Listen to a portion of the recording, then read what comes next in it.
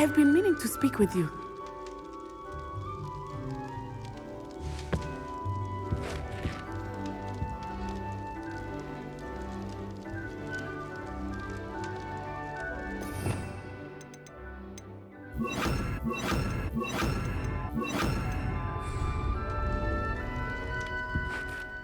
I still can't believe we escaped the Ashwinders. You may not realize it, but you are the talk of the school since you saved me that day.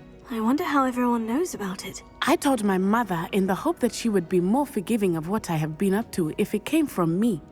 She likely told other professors, and news travels quickly. Unfortunately, she might, in fact, have been even less forgiving than I'd hoped.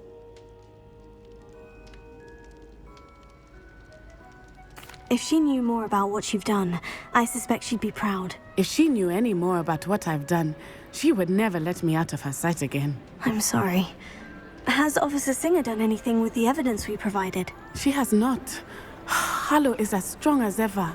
Someone needs to stop him, whether it is us or Officer Singer. If someone had stopped the monsters like him in Matabeleland, my father would be alive today. What exactly happened to your father? It was a beautiful day. My mother had gone to tend to a neighbor who was ill, and so my father and I were galloping in the savannah. Galloping? Your father was also an animagus, I take it? He could become the most majestic giraffe, and he would carry me on his back, my arms around his neck.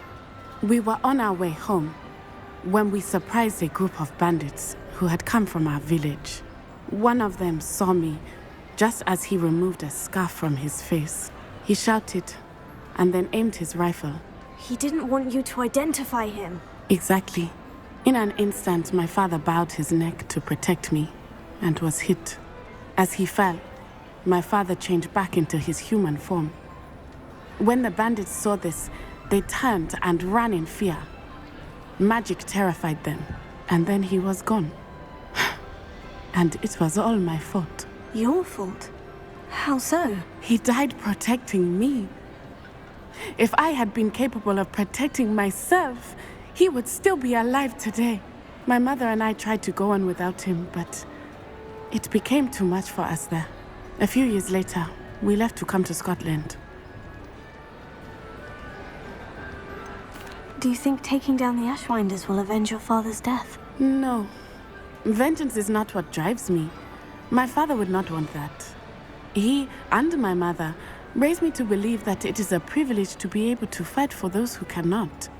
I know there is risk involved, but I feel it is worth it. I am glad you seem to think so too. What does your mother think about all of this? Well, as you saw, she worries a great deal. She is an excellent seer, but I think it bothers her to this day that she did not see my father's death coming. She misses him. As do I. So I believe on some level she understands my need to seek justice in a small way. But that does not mean that she likes it. Do you think your father would approve of the things we've been doing? Oh my, that is a good question. In theory, yes. Although he would worry as my mother does. But I think he, of all people, would understand my persistence. My father never shied away from a fight for good, no matter how ruthless the foe. And I think he would have enjoyed knowing that I had a compatriot like you. I'm sorry, Natty. I can't imagine what you've been through. Your father sounds exceptional. He was. Truly extraordinary. And thank you for your kind words. We all have our burdens.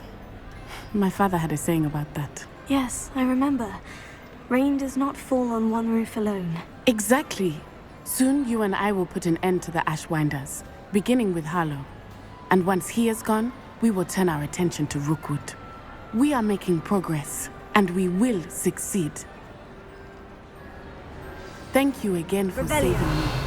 You deserve all of the praise you have received.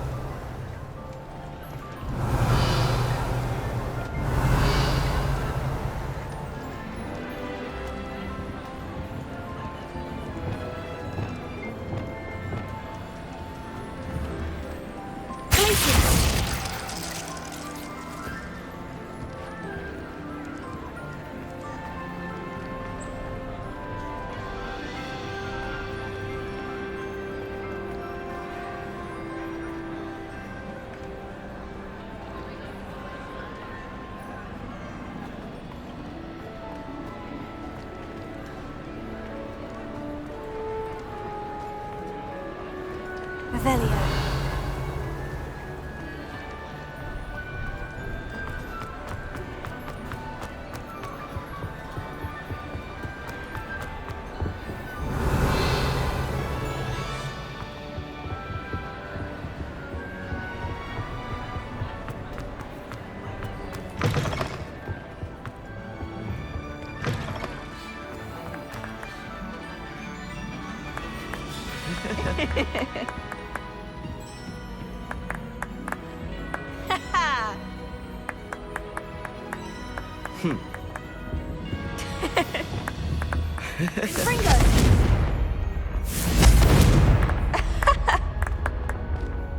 Revelio.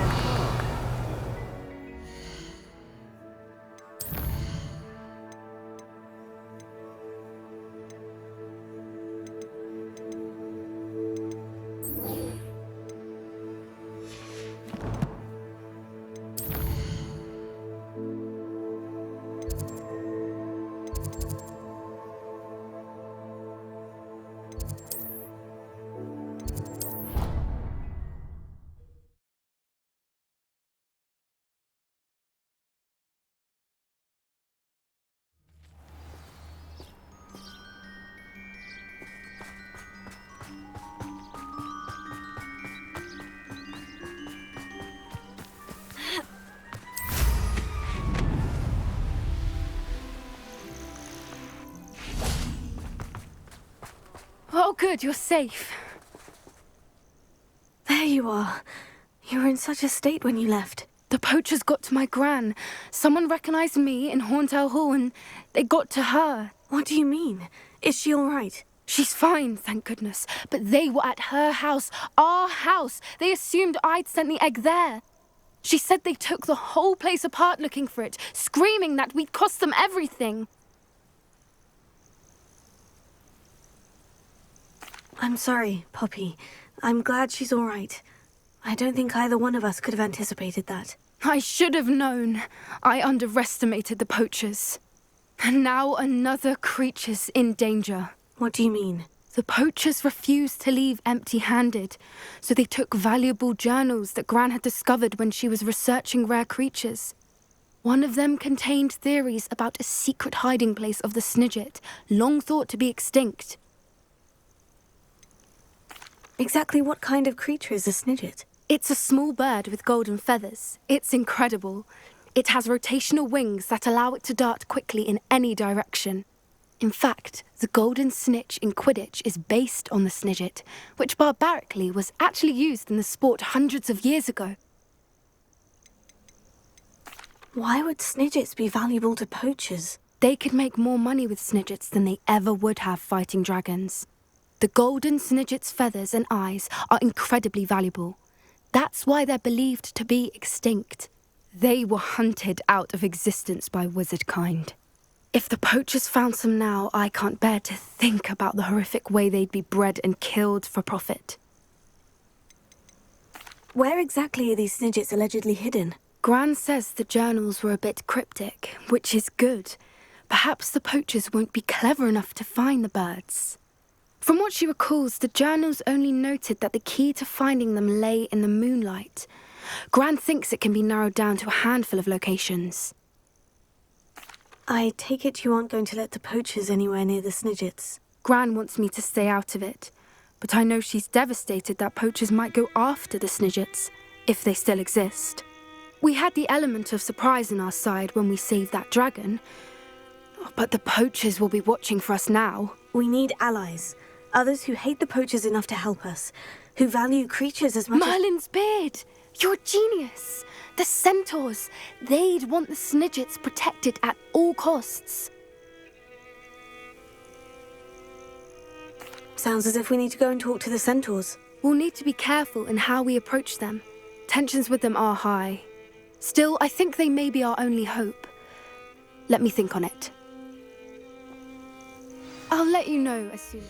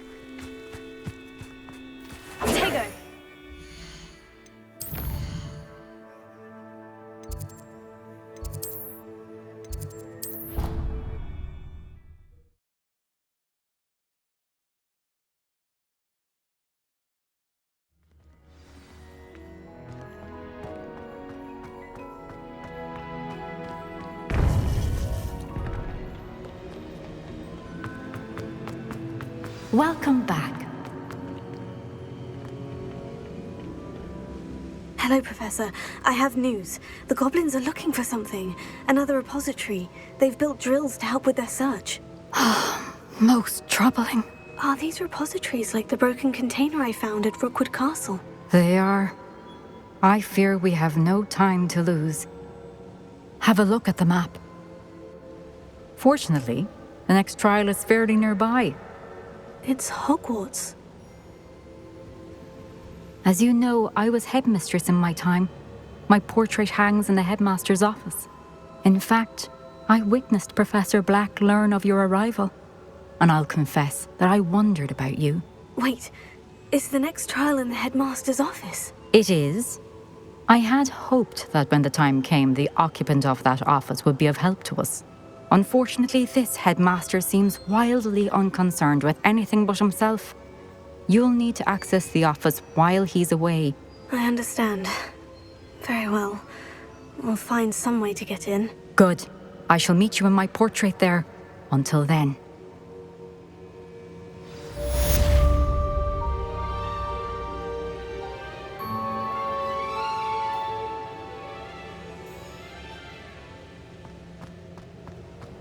Revelio. How will I gain access to the headmaster's office? Perhaps Professor Fig will know what to do. Handy resource indeed.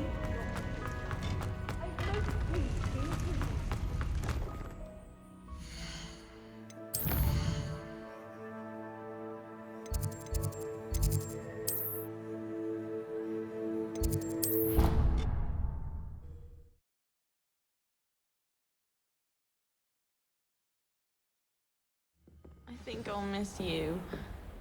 Really? I shan't miss you.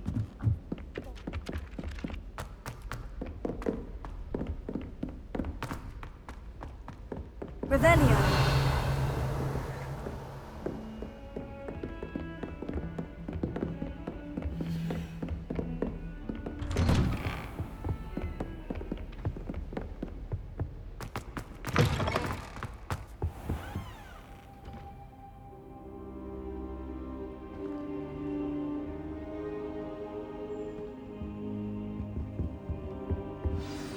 Professor Fig, the Keepers have shown me where the next trial is. Has something changed? Lodgok and I have learned that the goblins are searching for another repository, like the one we saw at Rookwood Castle.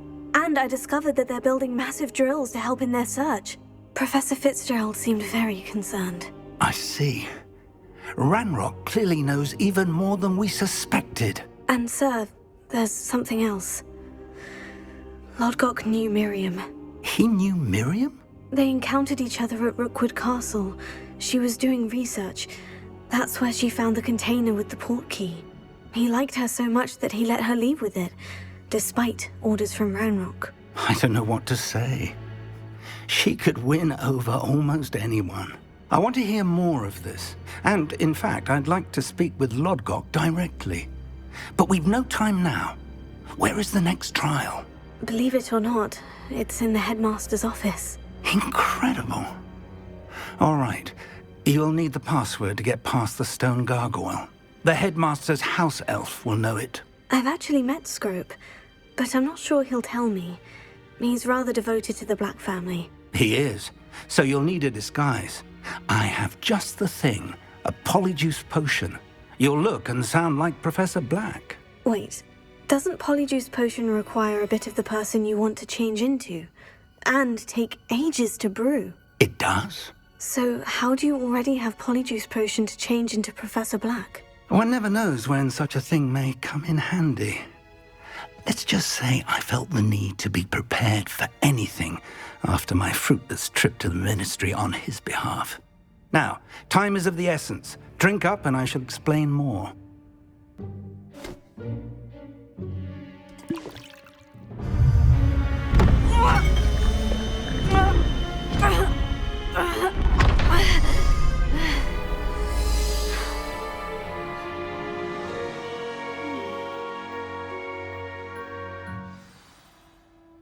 How do you feel? Incredible. I won't forget that taste anytime soon. How do I sound? Convincing. I've taken the liberty of transfiguring your robes. As we discussed, you'll need the password from Scrope, who could be anywhere in the castle. You might look for Professor Kagawa. She's taken to badgering the poor elf about Quidditch in the hopes that he can convince Black to change his mind. Thus far, unsuccessfully. I see. But what if Professor Black sees me? Leave him to me. I shall tell him where to meet a liaison from the Ministry in Hogsmeade. That should give you plenty of time. Thank you, Professor. I suppose we'll meet again in the map chamber. It's rather strange to hear gratitude coming from Professor Black. I'll see you there. Now to find the headmaster's house elf.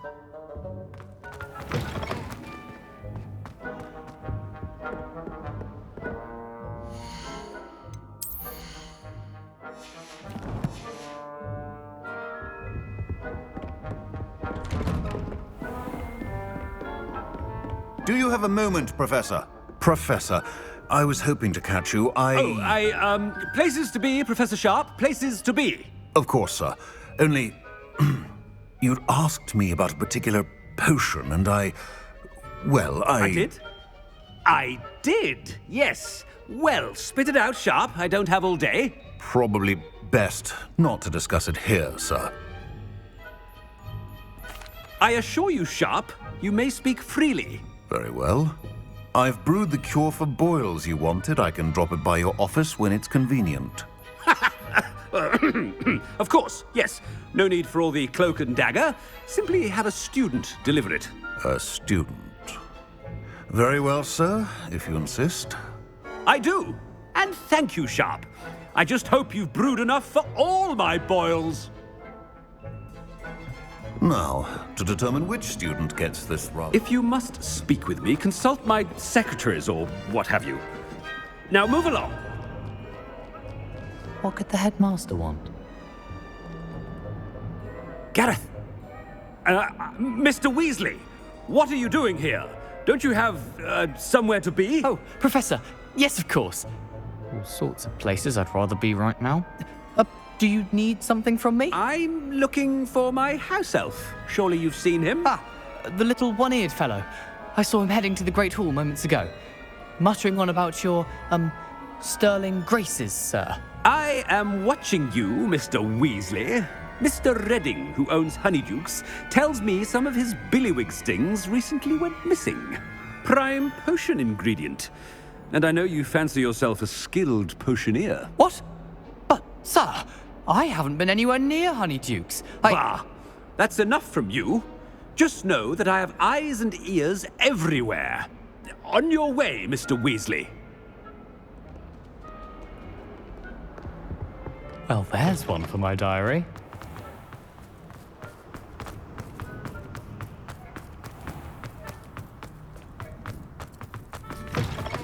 You call that a shine on those boots? Do better! Headmaster, here, what could he want? Greetings! I mean, out of my way, children! Professor, a word? Professor Black, again, it is not too late to reconsider your decision regarding Quidditch. We could still have trials and a somewhat shortened season. It would be better than none at all. But the injury, Madam Kagawa. Professor, more than one student has taken a bludger to the head on our pitch.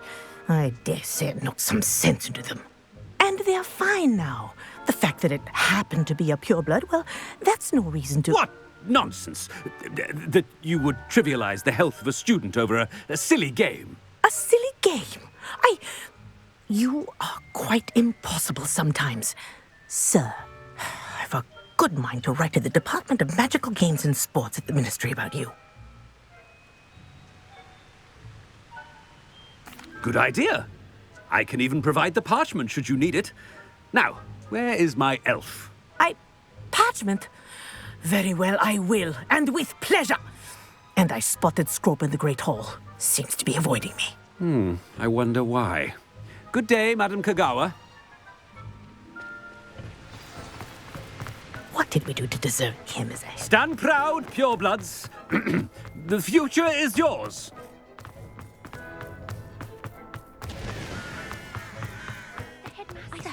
I hope it's not about anything I've been doing. Miss Broom, a word. Oh, Professor, this is an interesting surprise. It's Bloom, by the way. Remind me of your area of affinity, Broom. OWLs are swift approaching. Charms, sir. Non-verbal spells. Might work on one that makes me disappear. Well, keep at it, Broom. And before you know it, you'll be as invisible as that new fifth year seems to be. They're not invisible, sir. I've seen them near the library. In fact, they help me with my, heavy books.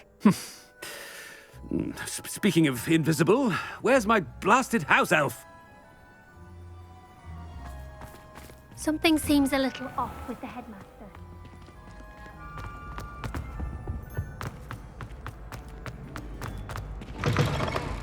When I witness what passes for magic in these halls, Professor, a word, please. Hello, Professor Black. Ah, Professor Weasley. How delightful to see you. Sir? Since I have you here, I wonder if I might, speak with you about Professor Fig. Oh, very well. I've decided to give him a bit more, leeway with his time. Leeway, Professor? Are you sure that's wise? I confess I do worry for his students. He's rarely here as it is.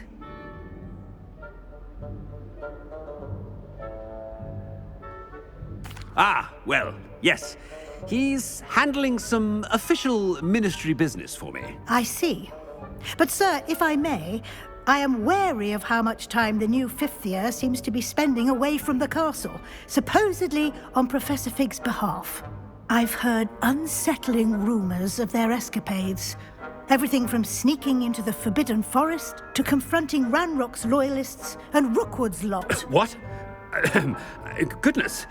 You cannot believe everything you hear, Professor. No, you cannot. I mean, I shall keep an eye on Fig. You simply keep doing the wonderful job that you're doing. Simply wonderful. Thank you. But I'm happy to look into... Good. That'll be all, Weasley. I mean, Professor Weasley. Good day. A wonderful job. Leeway for Professor Fig. I shall never understand that man. That ought to give Professor Fig some breathing room. Scrope's as hard a worker as any house elf. Scrope! Oh, greetings, Master. Remind me of the password to my office. Oh, but Master made Scrope swear never to tell anyone, even Master himself. How dare you question me? I've a mind to give you a matching set of ears. Yes, sir. Of course, sir. Scrope begs forgiveness. It is the Black family motto, Master. Right. Of course. Master does remember it.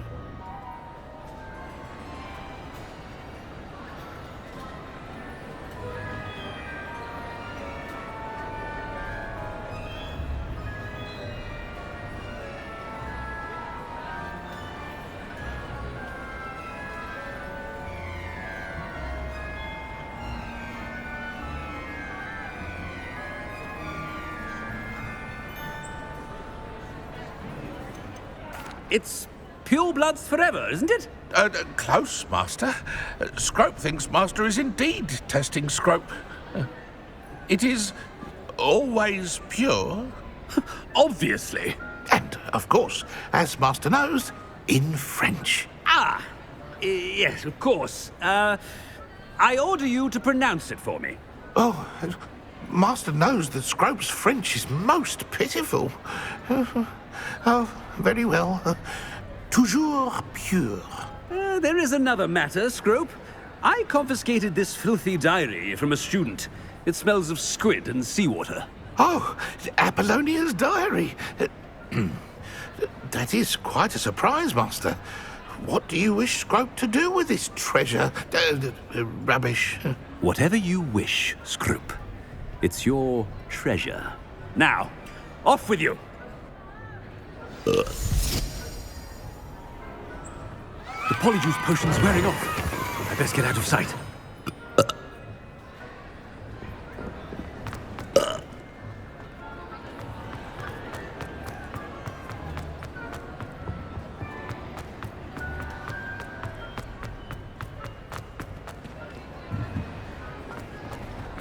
Made it just in time. It's wearing off. Fig was right. I can't believe it worked. Now, to speak the password to the gargoyle.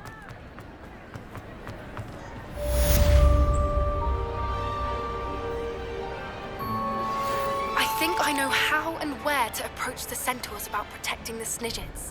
Meet me in the Forbidden Forest.